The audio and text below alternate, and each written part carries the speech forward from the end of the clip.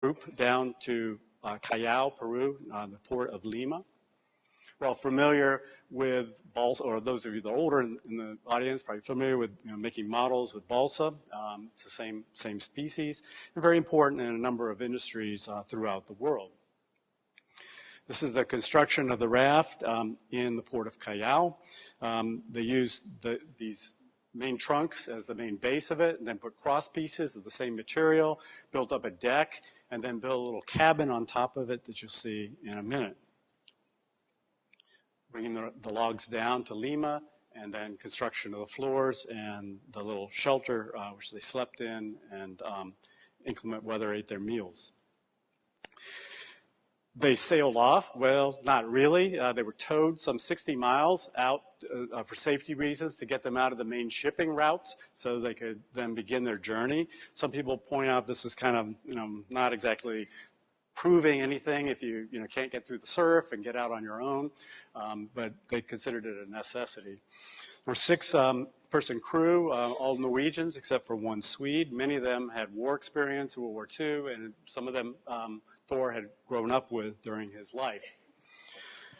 Sailing out, one of the first things, would this thing float for a long period of time? And the great S.J. Lothrop, who was a distinguished figure in New York, anthropologist, archaeologist, had decided and declared that the boat would sink after the balsa would absorb too much water.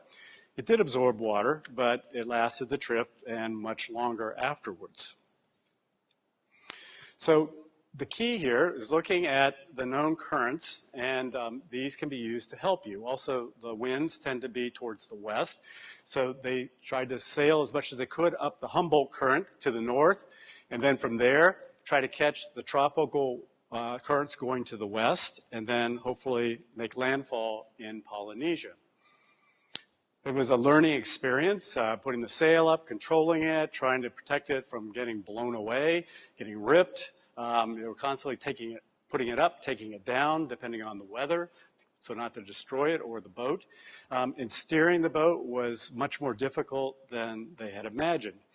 Part of this was they didn't quite understand all of the nuances of the centerboards that had been described in the early indigenous accounts, eyewitness accounts off the coast of Peru and Colombia and Ecuador. Daily life, a lot of it was just sort of waiting, try to keep out of the sun as much as they could. But they were kept busy the whole time. Thor Heyerdahl had his typewriter, and he was continually sort of pecking away at that, writing his diary, which eventually became the book called Tiki.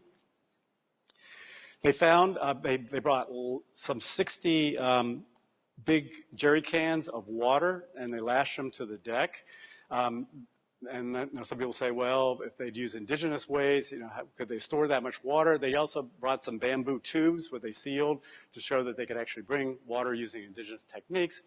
But food was never a problem. The boat, for some reason, the underside of it attracted lots of fish, and there was almost like a school of fish below the boat most of the time. You could almost, literally reach in and grab them in some cases, like they did sometimes with sharks. See one of the harvests here. Some people say, I don't know this nutrition so much, but you can actually, if you eat enough of this fish, you get your protein, but you also get a lot of liquid water out of this. It's not salt water. And so at least you could cut back on your necessary supplies if you had access to the fish. They also got these spectacular photographs. They had nice cameras. They had a little rubber raft that you blow up that they would go out, sometimes kind of scary distances from the main raft to take footage, sometimes actually using the movie camera. Another shot of that, great shots to sort of show the boat from the perspective of off the boat. And then after 101 days, they passed an island, and they realized the reefs were too dangerous, so they sort of skipped that island and landed on the next one. This is in the Tuamotus island chain. It was an unoccupied island at the time. They crashed through the roof, destroying a lot of the bottom of the raft. They thought they'd lost everything, and maybe human life, but as they all gathered on the beach, they found they were all alive, good health, and they actually salvaged most of their food and most importantly, their radio gear, so they could contact people to come and rescue them. Part of Thor Heyerdahl's intelligence was the camera, and also a movie camera, and bringing the radio. And the radio was probably brought for security reasons, in case they needed to be rescued, which would probably be impossible out in the open ocean. But every day they made contact with ham radio operators somewhere in the world, sometimes government officials here and there, and the word would be passed to the local media, sometimes the international media. And this is truly sort of the first reality show probably in the world, where it went from something like page 15 on the New York Times to the front page over a very short period of time, tracking Thor Heyerdahl's movements. And all the ham radio operators that helped him, he gave this little souvenir card there. It provided the contacts. He also made a movie which came out very quickly after the film, shaky camera work, not pretty grainy, but it won an Academy Award. It was very well attended and probably spread the word about Thor Heyerdahl's ideas much faster than his book or other media. So he showed that this was possible, but did it actually happen? And so he spent most of the rest of his life doing some more experiments, crossing oceans, but he also wanted to find the archaeological evidence of this migration of peoples from South America to Polynesia and settling it.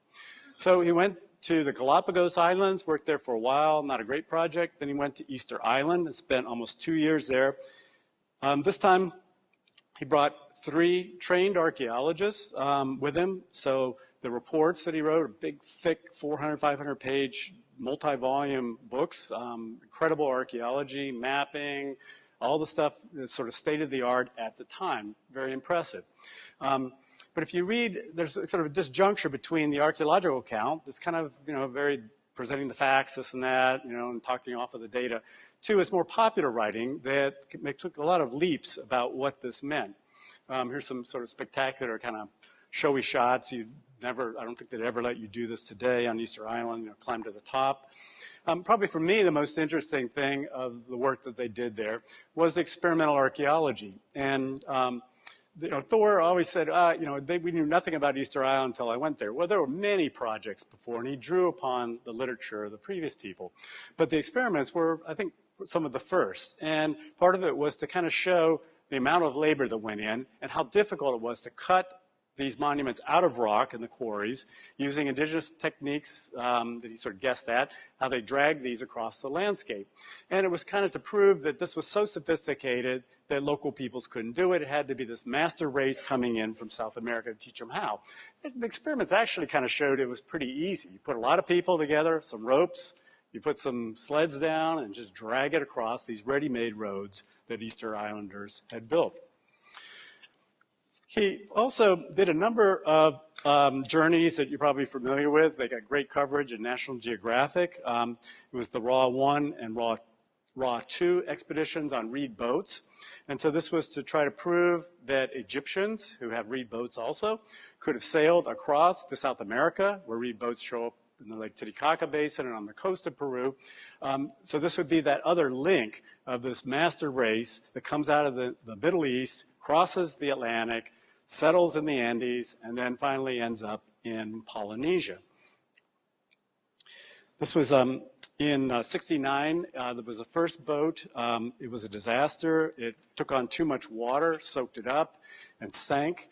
The second boat he built very quickly, this time with Aymara boat builders from Lake Titicaca, Bolivia, and had a successful journey, fairly fast and maneuverable boat to show that you could cross the Atlantic in indigenous technology. The boat going through some of the waves, fairly large boat. His last project, or last significant project, was in Tucumán in the north coast of Peru. And he fell in love with this area, mainly because of the Peruvian horses that he liked. So he bought a house there, a large hacienda, I think, and lived there for a number of years. And sponsored an archaeological excavation here, which is a very key one in interpreting South American prehistory.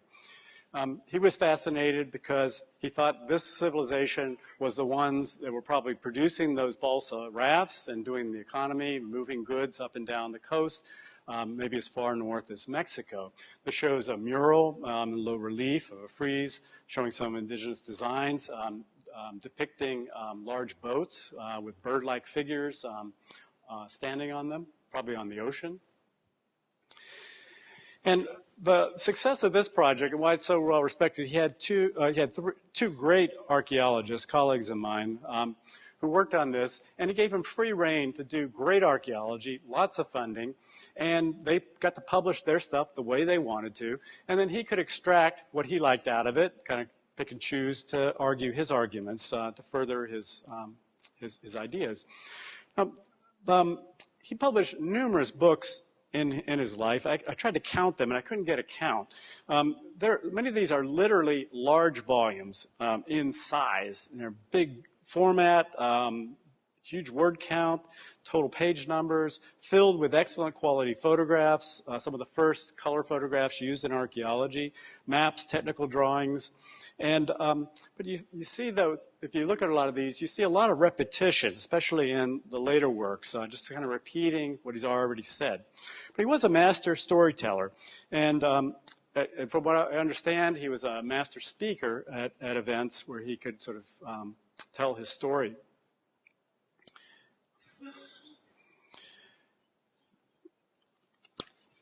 So some of the scholarly critique. His ideas are not very popular today, at least in the professional scholarly world.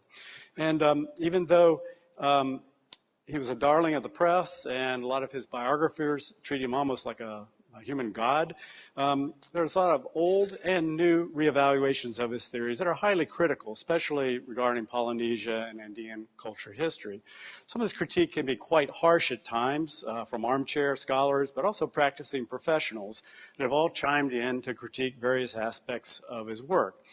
But in some ways that shows how seriously he was taken, because archaeologists wouldn't spend the time to address these things and disagree if they didn't think it was worth discussing. And I think that some of his success was actually going through this debate process. His American Indians in the Pacific book in 1952 got the most criticism. That was an 821-page book, lots of text and illustrations. And his supporters would say, well, mainstream science is just too conservative and too traditional to accept his big ideas. And he would argue that they're too focused on the minutiae, the archaeological data, the pottery, the plant remains, the architecture of your site, rather than the big picture of big human history, as he would say. And it would be actively resisted by the powers that be.